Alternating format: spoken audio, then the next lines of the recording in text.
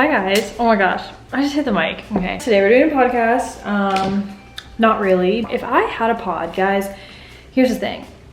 One, I wouldn't shut up. Two, there'd be a lot of cuts. Like, I really don't know how people, like, I guess that's the point of a podcast, but the way that they just go, like, they just do it straight through. Like, sometimes my brain needs a minute to, like, recalibrate, catch up, like, see, you know, like, I just don't get it. This is my couch. I got these really cute leaf pillows. How freaking cutie. They look like little maple leaves. And I have a green one over here. How cute. We have a little candle going. Look, it's a little pumpkin. Here's a lid. Anyways, just fall vibes all around. We're live, laugh, loving that. It's October, so you know it's real. It's fall here, guys. I can't say I was ready, you know, and also got the cozy slippers. Let's be real, of course, I've always wanted to do a podcast, like how fun. I have this mic. I use it for random things. Sometimes when I do like voiceovers in my videos or other things, audio, whatever. So yeah, I don't know, I just thought it'd be fun to integrate it into some of my YouTube content. Anyways, so today I wrote down some things in my notes that I just wanted to talk to you about. Starting strong with, this is what I wrote. I listened to One Direction this morning. Perfect. Because I listened to the song Perfect. When I'm at work, I play whatever I want when I'm there by myself, obviously, because there's no one else there. And today I put on a playlist called Best of One Direction. Man, was it the best. It's funny because it's like, are these songs actually really, really good? No.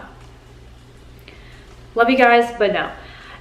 The way that they're tied to a certain time period in my life, like that's what it is. And honestly, that's what so much music is for me. Like, of course, there's songs that are really good or that I just think are like well written or produced, whatever. But like 90% of the time, the reason I love a song so much is because of the time period in my life that is attached to it. So it's like, I don't know. And what's so interesting, I can't think of that many other things that can do that, like can take you back to a time. Like, yeah, a photo, no, the photo doesn't elicit the same like feeling that I get if I listen to a song that I used to listen to in 2015 with my best friend, whatever. Some people have that with scent, like a certain perfume. Like, I kind of get that, but I've never been like super into perfume. So for me, music does that. Where are we going with this? I don't know. I listened to One Direction this morning. Yeah, I listened to Perfect, and I remember, see, it's giving me a memory. That song was super popular. It was on the radio, whatever. This was when I listened to the radio because it was probably 2014 or something. And me and my younger cousin liked that song because, you know, of course it's popular. We were at my dad's house. It was my dad, my aunt, my cousin, and I. And we were sitting on the couch and we were listening to it. I guess we were playing it for my aunt or something. My aunt, like, she's an adult. Like, she has life experience. She knows what's up. And she was like listening to the lyrics and she's like, you guys, this actually isn't a good song. Like, if you listen to the lyrics of the song, it's like, basically what she was saying, she's like, I don't want you to like do what they're saying in this song, like, let's not. And we're like, yeah, like, it's just a song, like, whatever. Like, I don't know, I didn't really pay that much attention to the meaning behind lyrics in 2014. My cousin was even younger than me, so like, she literally could have cared less what the lyrics were. Like, it didn't matter. It was just the fact that it was like a bop at the moment. I was listening to it this morning at work and I was like, wow, yeah, like, she was right. Like, this was not, like, they're literally being like, hey, like, you're super cool, like, you're hot, like, we can hang out, but like, I'm not really like looking for anything. Like, it's literally giving like dating in 2024. Like, come on. That's not necessarily ideal. Like, they're literally like, yeah, like, I'm down to just like have fun and hang out if you're down. Like, we can travel and like do cool stuff, but like, no commitment. Like, okay. I also, actually, I want to look into this. We're gonna Google this because I want to know, like, I don't know if they wrote a lot of those songs or was this like, you know, they were signed to a big label. I don't know, like, hold on, let's look up Perfect. I don't know who wrote these songs. I'm sure they had writers. Perfect, One Direction. Okay, so the writers credited for this, for Perfect, are Harry Styles, Louis Tomlinson, Julian Bernetta, and John Ryan. Okay, so I guess I'm sure they did write some of these songs, but I also wonder, like, knowing what I know now about One Direction and how it was formed and whatnot, like, I always wonder if they really cared about what they were writing about, or if it was about real experiences, because I feel like every song that comes out, especially the ones that are on the radio and are like the top hits, like, they cannot all be about real experiences. Like, they simply cannot. Like, I don't believe it. Convince me, because I don't know. I'm sure this one could be. I don't. Oh my god, wait. There's some background vocals on this from Julian Bernetta and John Ryan as well. So interesting. The other day I was doing a deep dive on Spotify. Did you know? Oh, let me tell you this really quick. If you go on Spotify, let me go to a song on Spotify. You can go to any song of your beautiful choosing. So we're gonna go to a song, and then if you tap on it and if you hit song credits, you know, it shows you the writers. Wow, this song had like 12 writers. That's insane. Okay, so it shows you the writers, who produced it, whatever. If you click on one of the writers, I'm clicking on Charlotte Boss, it takes you to a different website, and it shows you every song that they've ever worked on, that they have credits on. Girl, I spent like an hour. I spent a good hour on this the other night because I was like, I don't know, I just think it's so interesting. There's so many songs that you don't know who the writers are, and it's just, I don't know, I just think it's really interesting. So having a blast with this one. See, this girl, Charlotte Boss, like, I don't know who this is, but she's written or is credited for writing a ton of EDM songs. So something fun if you're just like really bored and like need a hobby. Okay, so I'm really glad that we covered listening to One Direction this morning. Get something cross that off. Oh my gosh, this is another realization I had at work today. I don't know what it is about sitting at work, you know, I just get these ideas. So I literally like 2 days ago, I got a new phone. I got the 16 Pro Max. I previously had the iPhone 11. I had the iPhone 11 Pro Max. I've had that since 2020.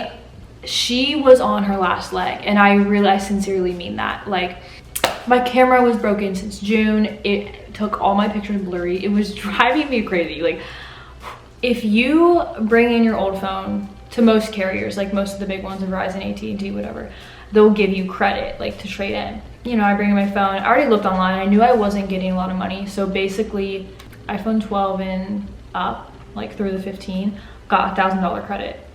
The phone is typically like, depending on what phone you get, it's like $1,100. So you're paying like $100 for your phone, right? iPhone 11 and like 10, or really anything below, you get $350. I'm like, okay, a steal. Like, give me that deal. Like, I'll take what I can get. So monthly, I think I'm paying like $28, maybe $30. I forget, honestly. $28 to $33, some range per month for my phone, because I'm basically paying $1,100 minus $350 for my phone, right? So I'm paying, like, you know, like a decent chunk every month, whatever. Whereas people who have the 12 and up and turn in their phone, like, you could turn in your 15, upgrade to the 16, get $1,000 off, and you're paying like $2 and some change every single month. Nobody says and some change, by the way, and when I threw that in, I felt awkward, and I'm just gonna take it out. Okay, you're paying like $2 to $3 every single month. And so I'm at work today, I'm in the bathroom, and I'm sitting there and I'm like, it costs more if you don't upgrade. Like, you know how, like, and I didn't get this when I was younger, but I'm more like this now, where like with my 11, I was like, oh, it's fine, I don't need a new phone. Like, every time the new iPhone comes out, I'm like, I don't need it, it's fine, like, whatever, my phone's fine, like, I'm not gonna upgrade, I don't need it, I don't want to spend the money. Why is it cheaper to upgrade? Like, I don't know if that is just with like the big carriers. I'm not saving money. Like, I don't know. yeah, so basically I'm paying, I should have upgraded like 2 years ago and I wouldn't have had this, but I mean, I didn't really realize that. And you know, maybe I should look a little bit more into this. I'm not sure how logical this is, but I don't know. If you have a 12 or up, go get a new phone. Because if you wait until next year, like if you have a 12 and then you wait until next year to upgrade, you're not going to be eligible for a $1,000 credit. You're going to get $350 like me, and then you're going to be like, I don't know why I'm trying to sell the iPhone. I'm just trying to help you guys out, like give you a deal. That was something that I just thought about this morning in the bathroom. I wrote, bro, if you wait longer to upgrade your phone, you end up paying more. Okay, so what else do we have in here? I have my specific icks, but that's a whole separate video. I've started to make a list of my very specific icks. And I don't even mean, I don't know if ick's the right word, because it's not even like the way that like a girl gets an ick from a guy. Like it's not like that. It's more of just like things that make my skin crawl and like make me want to vomit and like crawl out of my skin and leave my skin over here and then go over here and then just take a deep breath and come back. Because so I've started to make a list about that, but that's gonna be, I think that would just be a whole nother video at this point. Okay, you know what, this is me attempting a podcast.